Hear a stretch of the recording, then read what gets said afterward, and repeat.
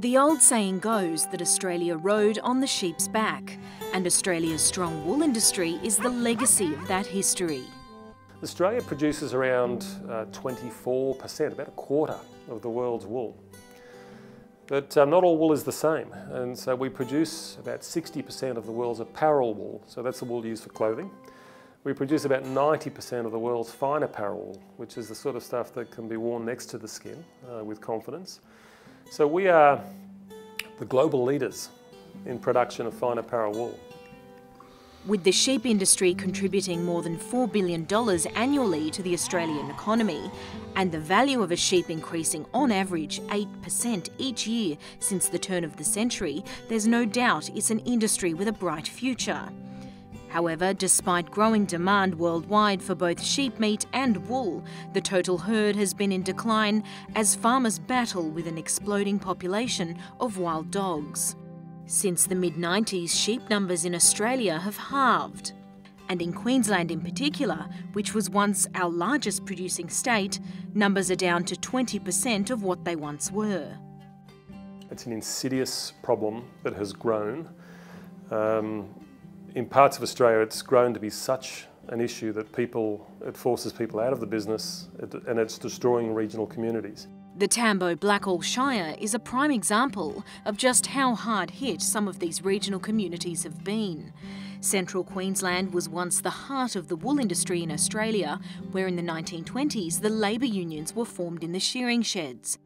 But now the sheds are merely a tourist attraction, as predation from dogs has forced almost all producers to either leave the land or go into cattle production.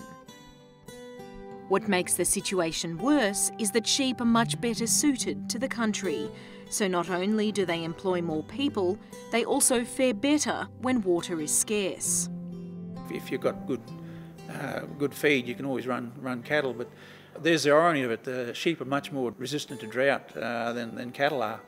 And many more people could survive a drought with sheep and just a bit of cutting a bit of branches off trees and things like that, and a bit of fodder and a bit of supplement. Had to be a really bad drought before you destocked. Lansdowne is one of Australia's historic and best-known sheep properties, consisting of more than 150,000 acres of prime sheep grazing country. But in recent years, wild dogs have had a devastating impact on the company's flock. Andrew Turnbull, whose family has a long history at Lansdowne, has seen firsthand the devastation wild dogs have caused. Down here at Lower Lansdowne last year, they joined 4,990 odd ewes, marked 990 lambs and only weaned about 50 lambs that are just decimated by dogs. And the destruction's anything from seeing them with their backside chewing out or their stomachs trailing out. 2 properties down, over at Rumley, run by Peter Sargood and his family, the dogs have completely driven them out of sheep.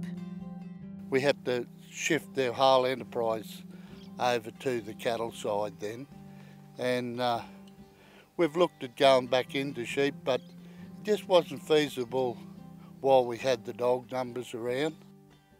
You just can't run sheep on the off chance of saying that there's no dogs, because they will turn up, you know, and they can do a lot of damage in such a short time. It's really heartbreaking. In the middle part of the 20th century, leaseholders were required to keep up dog and rabbit fencing infrastructure, but much of the original barrier fencing has now gone to ruin. Farmers are again realising that exclusion fencing may in fact be the solution, and are forming cluster groups to fence large areas of grazing land. Our main aim was to try and control the movement of dogs in, so that a lot of us could get back into sheep grazing, which was their predominant source of income. In the heyday of the wool industry in the late 80s, Australia had in order of 180 million sheep. Today that number sits around 70 million. And along with drought and price conditions, dogs have had a large part to play in that decline.